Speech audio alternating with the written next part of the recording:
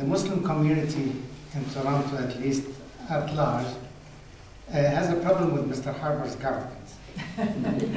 Yes, because we believe that they are detaching themselves from the reality in order to establish a new reality, which is, in our opinion, unjust, dangerous, provocative, and in fact, destructive.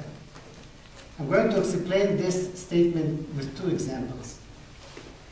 Detach themselves from the reality in order to establish a new reality, a bad reality. And the first example is about the reality of the Israeli-Palestinian conflict, which is by far the priority of foreign policy to maybe all Muslims here in Canada. The reality about this conflict, the Israeli-Palestinian conflict, is that Israel was established on the lands that belong to Palestinians. Today, most Muslims and Arab countries recognize the existence of Israel on these lands. But the problem is the Zionist project has not stopped yet. It continues aggressively as it has ever been. We want to grab more lands. Now, this reality, this sad reality about this conflict is ignored by Mr. Harper's government when they handle this conflict. They simply ignore this reality. They avoid talking about the settlements and the Israeli settlements on the Palestinian land. Even when the United States and Europe, they condemn and they ask the Prime Minister of Israel to stop or freeze those settlements, Canada just avoid talking about this. In a meeting between the Foreign Minister and Mr. Abbas in summer 2009, our Foreign Minister avoid this question altogether. Now, why is the government ignoring this reality? Because they have engaged themselves in creating a new reality according to whatever plan Israel has in mind. Greater Israel over the land of West Bank or maybe beyond this, I don't know. But they are engaging themselves with the Zionist plan to create this new reality.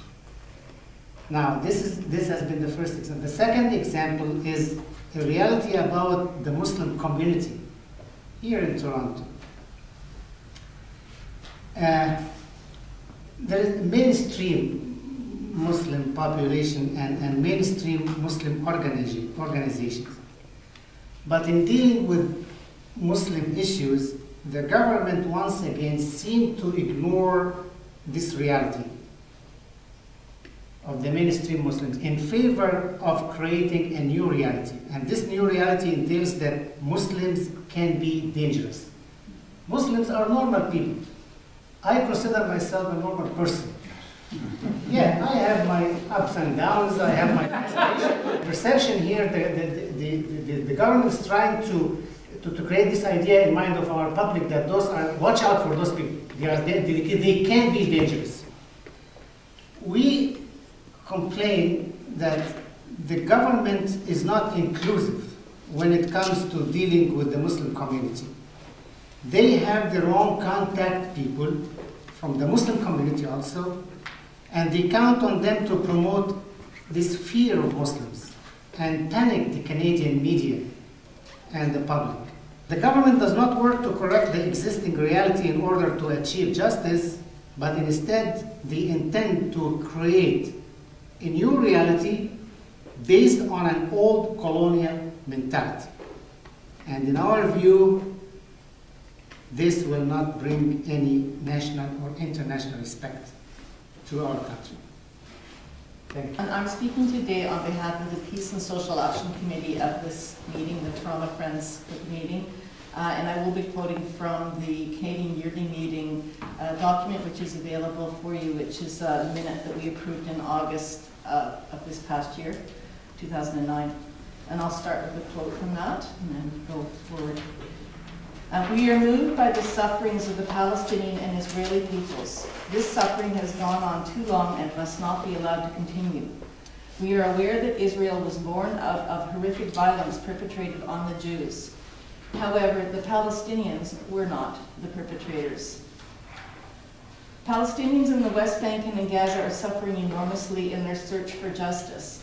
Homes are routinely demolished. The wall continues to be constructed on land that belongs to Palestinians, and even where the Supreme Court of Israel has determined the wall must be moved, which is the case of the village of Berlin, the wall has not been moved, and instead, the activists nonviolently protesting this wall have been attacked, jailed, and in some cases killed.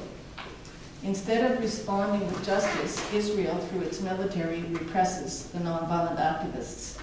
This Friday is the 5th anniversary of Berlin's nonviolent popular resistance campaign, and in jail, arrested in December, is Abdallah Abu Ramah, who's the leader of the nonviolent protests. He's been charged for incitement, stone throwing, and arms possession charges for keeping the tear gas canisters and creating a peace sign in his own home. And the picture is right here. He's being charged and held in Israeli prisons. This is repression of nonviolent activism. International support for nonviolent action to stop these demolitions, land confiscation, and continued settlement expansion is vital to its success. Criticizing violence by the Israeli military and unjust actions by the Israeli state is not anti-Semitism and must not be portrayed as such. Instead, such criticism that we are expressing today is rooted in respect for international law. We call on the State of Israel to end the occupation of the West Bank and East Jerusalem in accordance with UN Security Council Resolutions 242 and 338. Israel is bound by international law not to move its population into occupied land and is bound to provide for the humanitarian needs of the occupied population. Instead, 1 year ago, Gaza was leveled in violent attacks by the Israeli military, resulting in the deaths of over 1,400 Palestinians and the nearly complete destruction of the infrastructure. Government buildings, schools, the university, hospitals, and the economic infrastructure, nothing was spared in this brutal assault.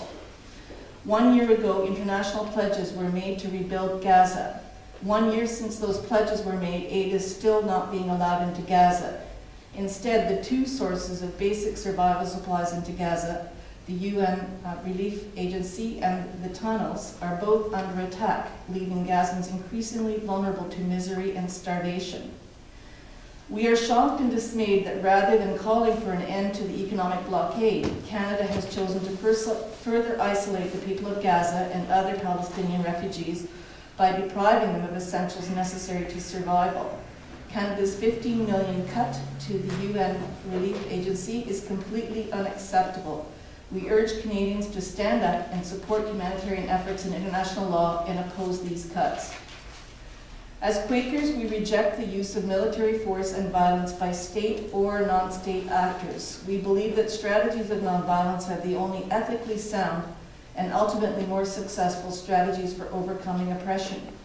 Our experience with nonviolence has shown that there is a place both for acts of resistance and for the provision of a safe space for individuals of opposing views to dialogue. We are heartened by the voices of dissent that have been arising from the Israeli military, young men and women who have been sickened by the ongoing suffering of the Palestinian people and have refused to participate in the military occupation of Gaza and the West Bank. We are also heartened by the networks of Jews in Canada and elsewhere who have the courage to dissent against the illegal actions of the Israeli state. We consider nonviolent methods of action essential for building the political trust necessary to create conditions that make reconciliation in a post-combat landscape possible. As people of faith, we challenge all people, and particularly people of faith, not to put their trust in tanks, bombs, or military aggression, but to open themselves to the spirit of love which counsels a path of nonviolence. Such a path recognizes the dignity of all peoples and seeks solutions to international conflicts through just and peaceful means. So, thank you. You've heard the 5 statements, and we'll have a period of time for any questions from the media.